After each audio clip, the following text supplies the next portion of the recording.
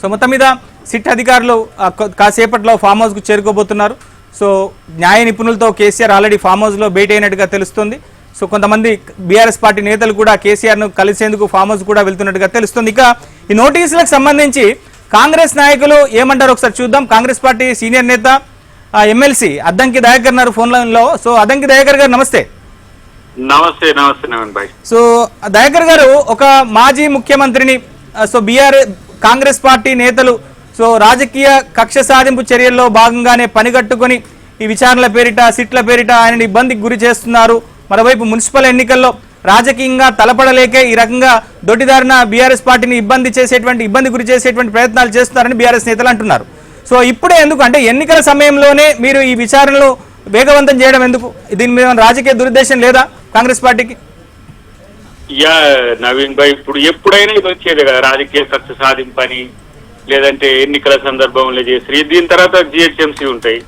GHMC ఎన్నికల ముందు అంటారు, ఆ తర్వాత ఇంకో ఎన్నిక ఉంటుంది, ఆ ఎన్నిక ముందు అంటారు. కాబట్టి చట్టం తన పని తను చేసుకుపోతుంది. అందరూ ఊహించినట్టుగానే, అందరూ అనుకున్నట్టుగానే, బీఆర్ఎస్ నాయకులు చెప్పినట్టుగానే కేటీఆర్, హరీష్ రావు, సంతోష్ రావు మాకేం తెలియదు అంత మా పెద్దసారికి తెలుసు అన్నట్టుగానే పెద్దసారికి నోటీసులు పోతున్నాయి.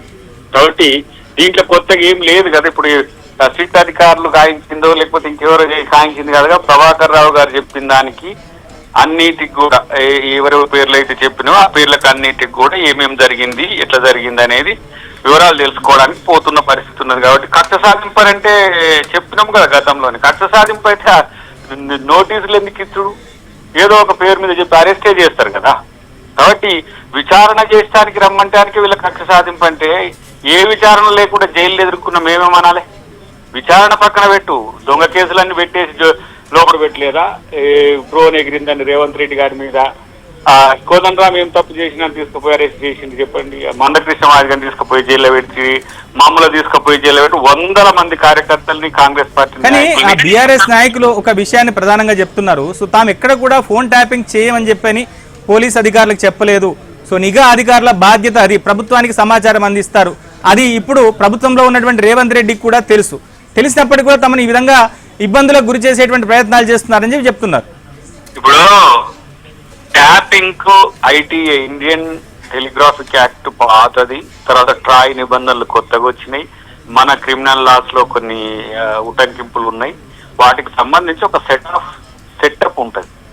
కానీ ఒక కొత్త మిషన్ కొనుక్కొచ్చి కొక్కెం పెట్టి ఎవరిని పడితే అంత చేయొచ్చని 534 మంది పైసలకు ముఖ్య నాయకులే 6000 పైసలకు నాయకులయ్యి ఒక సెటప్ పెట్టి ఏ పద్ధతి లేకుండా చేయమని చెప్పైతే ఏ చట్టంలో లేదు నాకు తెలిసి. ఇప్పుడు నీకు గతంలో కూడా చెప్పిన కదా, మహేష్ కుమార్ గౌడ్ గారిని ఆయన ఫోన్ ట్యాపింగ్ చేయడానికి వాళ్ళు రాసింది ఏంటంటే అన్నలకు అన్నం పెడుతున్నాడు కాబట్టి ఈయన ఫోన్ ట్యాపింగ్ చేయాలంటే అది నక్సలైట్లకు మద్దతు చెప్తున్నాడు అని చెప్పేసి ఇస్తారు వాళ్ళు పర్మిషన్. అట్లా ఒక్కొక్క నాయకునికి ఒక్కొక్క కథ చెప్పేసి వాళ్ళు ఫోన్ ట్యాపింగ్ చేసింది. ఇట్లా మరి అన్న ఉంటుందా? ఇప్పుడు ఎథికల్ హ్యాకింగ్ ఉన్నది. మనం జాతీయ భద్రత గురించి మనం చర్యలు తీసుకోవడానికి ఫేస్ టైం కాదు, ఇంకే టైం ఉన్నా ఎవరి ఫోన్ అయినా పట్టుకొని తీసుకొచ్చి లోపటేస్తాం వాడు ఎవరైతే అసాంఘిక శక్తి ఉంటాడో. కానీ నాయకుల అసాంఘిక శక్తుల లెక్క క్రియేట్ చేసే అర్హత ఎవరికి ఉన్నది? అది కేసీఆర్కి లేదు, మోదీకి లేదు, లేకపోతే ట్రంప్ కూడా ఉండదు కదా. వ్యక్తిగత జీవితాల్లోకి మీరు ఇన్వాల్వ్ అయ్యే హక్కు మీకు ఎక్కడిది? ఇప్పటికి మనం ఆధార్ కార్డులో ఉన్న మన వివరాలతోనే మనం అన్ని ఇవ్వాలంటేనే ఇలా అందరి సమస్యలు వస్తున్నాయి. మీరు ఒక ప్రైవేట్ వ్యక్తి జీవితంలోకి వెళ్ళి వాళ్ళ బలహీనతలు చేసుకొని వాళ్ళని లొంగ తీసుకోవడమో, వాళ్ళను రాజకీయంగా వినియోగించుకోవడమో, లేకపోతే ఆ పార్టీకి ఉపయోగపడకుండా చేయడమో, ఎమ్మెల్యేలను ఈ పార్టీలో చేర్చుకోవడమో, లేకపోతే ఇంకో ముఖ్య నాయకుడిని ఆ ఎన్నికల్లో గెలవడానికి చేయడం, ఇది చేయమని చెప్పారని చట్టంలో ఉందా? అంటే ఒక్కసారి అధికారం ఇస్తే ఈ విధంగా చట్టాలను తుంగలో తొక్కి వాళ్ళ ఇష్టం వచ్చినట్టుగా చేసుకునే పరిస్థితి రేపు 29 రాష్ట్రాలు అదే చేస్తారు. 29 రాష్ట్రాలు దీన్ని సీరియస్ గా చూస్తున్నాయి. ఇవాళ తెలంగాణ అంటే ఏంది? ఇది త్యాగదనుల రాష్ట్రం, ఇది అమరవీరుల రాష్ట్రం. అలాంటి ఈ రాష్ట్రంలో ఇలాంటి ఏమంటారు నీతి బాహ్యమైన దిగజారే రాజకీయాల కోసము మీరు ఆ ప్రభుత్వం యొక్క అధికారాన్ని వినియోగించడం అని ఎవరు చెప్పిండ్రు? అధికార దుర్వినియోగం చేయమని ఎవరు చెప్పిండ్రు? కాబట్టి డెఫినెట్ గా ఇప్పుడు ఒక్కొక్కల విషయాలు ఎందుకు పెద్ద నాయకులంతా పోయి టీఆర్ఎస్ లో జాయిన్ అయినరు అనేది ఇప్పుడు అర్థమవుతున్నది కదా. కాబట్టి ఇట్లాంటి పరిస్థితిని రేపు మేము కూడా చేస్తాం అనుకోండి. ఫోన్ ట్యాపింగ్ చేయొచ్చు అని ఒక పనికిరానోడు అంటున్నాడు. ఫోన్ ట్యాపింగ్ అనేది చట్టంలో ఉంది. ఏ ఫోన్ ట్యాపింగ్ చట్టంలో ఉంది? ఎలాంటి వాళ్ళ ఫోన్లు చేయమని ఉన్నది? నాయకుల ఫోన్లు కూడా ట్యాపింగ్ చేయమని, లేకపోతే ఇష్టానుసారంగా ఒక ప్రైవేటు ఏంది డాన్ కల్చర్ లాగా అట్లా చేయమని ఎక్కడ లేదు. కాబట్టి ఇప్పుడు మాట్లాడుతున్న ఈ సుధపూసలు లెక్క మాట్లాడుతున్న వాళ్ళందరూ కూడా ఇలాంటి తప్పులు చేసింది కాబట్టి అట్లా మాట్లాడుతున్నారు. ఇప్పుడు మేము ఒక తప్పు పని చేస్తే ఊరుకుంటుందా రాష్ట్ర ప్రభుత్వం? ఇప్పుడు రేవంత్ రెడ్డి గారు కానీ వారి హోంమంత్రిగా ఉన్నారు కాబట్టి ఏమైనా ఒక్కొక్క మిస్టేక్ జరిగింది అనుకోండి, వీళ్ళు ఊరుకుంటారా? కాబట్టి ఇది పెద్ద ఎత్తున జరిగిన అన్ని రకాలు, నాట్ ఈవెన్ అన్ని రకాల వ్యక్తుల మీద అన్ని రకాల నిఘాను పెట్టిండ్రు. ల్యాండ్ సెటిల్మెంట్ల నుంచి మొదలెడితే నాకున్న ప్రకారం అయితే ఎవరిని కూడా ఇక్కడ మెసలకుంటే చేసింది. ఎవరైనా మాట్లాడితే వాళ్ళ మాట వినకపోతే జైల్లో పెట్టుడు చేసిన పరిస్థితి ఉన్నది.